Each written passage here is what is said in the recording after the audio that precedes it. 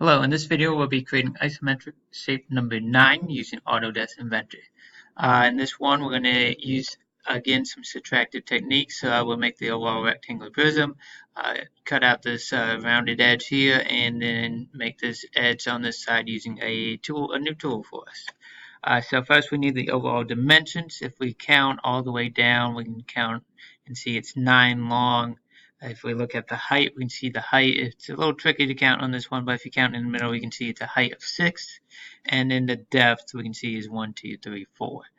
So we'll start by creating that first rectangular prism. To do that, start 2D sketch, XY plane again. We're going to make a rectangle starting on our origin. So I get my green dot. I said it was 9 long, so 9, hit tab.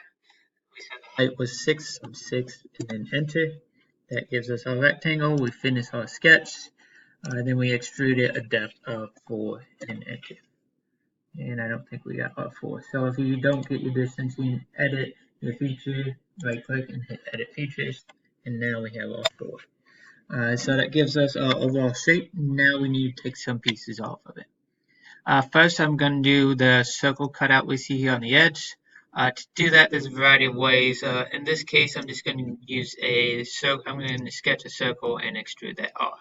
So I'm just going to click on the face. I'm going to use a circle.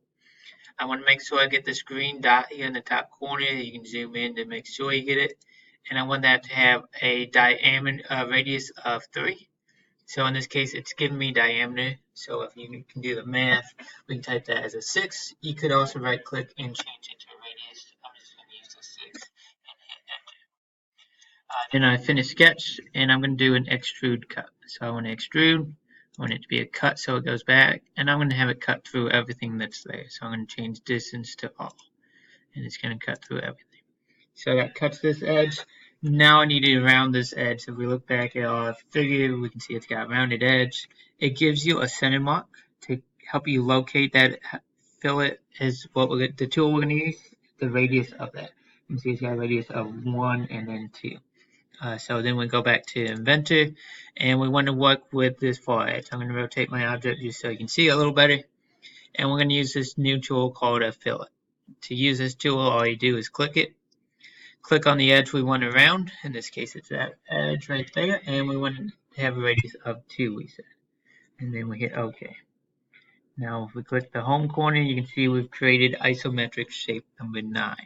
Hopefully, this helps in your creation of ISO number 9. Good luck.